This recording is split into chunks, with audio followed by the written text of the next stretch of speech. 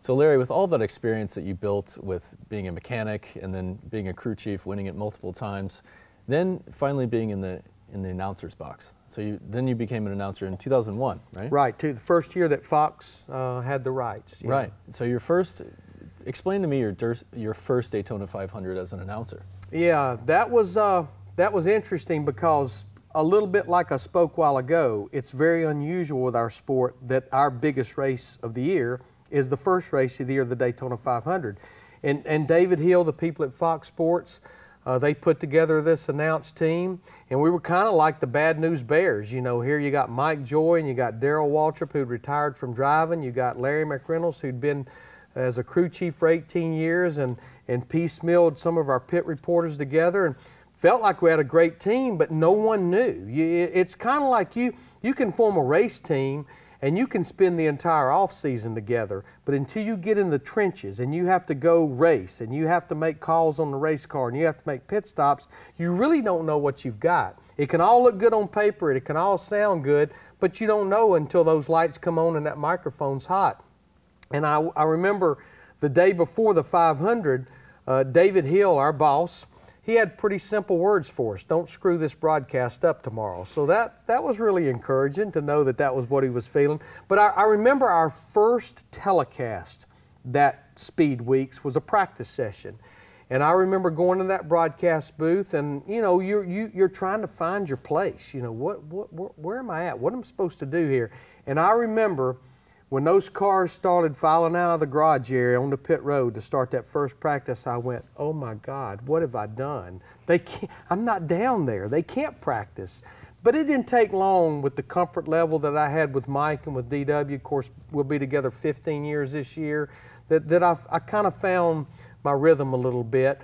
And of course, you have so many shows leading up to the Daytona 500 because back then we covered what will be known in 2015 as the Xfinity Series, the old Nationwide Series. We covered that race on Saturday. And the Daytona 500, it had a little bit of everything. We had the big wreck on the back straightaway that took about half the field out. You had Michael Waltrip driving for Dale Earnhardt for the very first time for DEI. You had Dale Earnhardt Jr. that was running well. And we all felt that the way that race had unfolded, that we were probably about 100 to 200 yards from having one of the best Daytona 500s that there's ever been.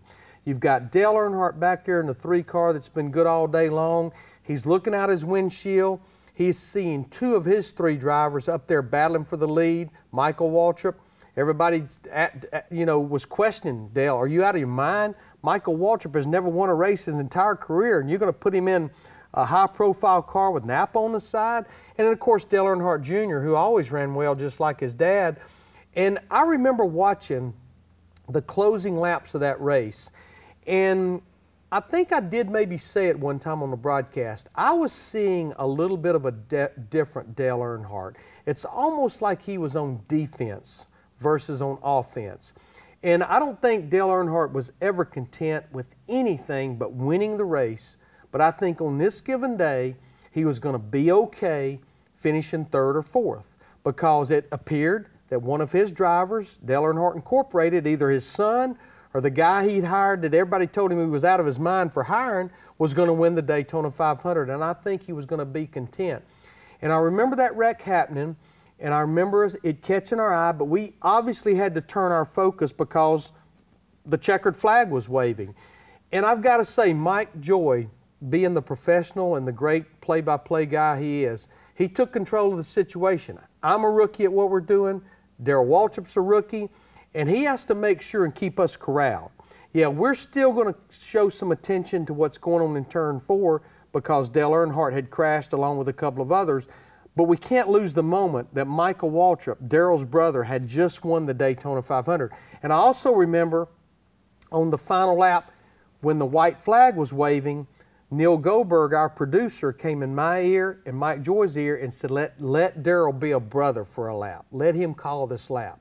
And he did a phenomenal job because he did. He wasn't Darrell Waltrip, the broadcaster. He was Darrell Waltrip, the brother, who had won his Daytona 500 back in 1989. And here it appeared he was going to get to call his brother the checkered flag to win not only his first 500, but his first career Sprint Cup Series race ever. And it's like you kept wanting to keep your focus on what we were looking at, which was Michael winning the race, but you kept one eye on turn 4 because something just didn't feel right down there. I mean, yeah, I watched the car hit the wall. I figured any minute he's going to get out and he's going to be mad at somebody. It may be the poor guy in the safety truck or the track worker, but he's going to be mad at somebody because he's tore his race car up and he's going to end up finishing about 20 or something. But I knew I just had that pit in my stomach.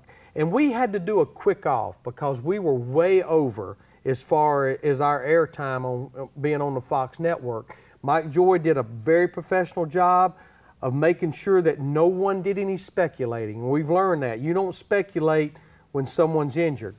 But I knew the moment that I saw kind of pandemonium break out down there that something wasn't right, that he was really hurt bad.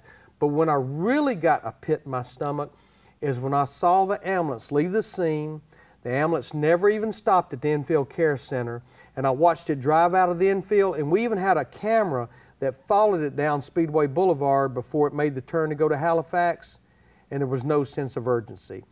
And I walked to the airport after the race because it's easier to walk than try to get over there in a rental car, and the whole time walking by myself, I just couldn't get that vision of that ambulance just slowly driving down Speedway Boulevard, and there just was no sense of urgency. And I guess even though I was shocked when I did get the news, I wasn't totally surprised because of what I'd seen. Wow. Well, Larry, thank you very much. Wow, thank you. Yeah, great stories. All I right. appreciate that. Larry McReynolds. All right, you've heard all of my first Daytona 500 stories, but using hashtag MyFirst500, I want to hear what your first experience in the Daytona 500 was.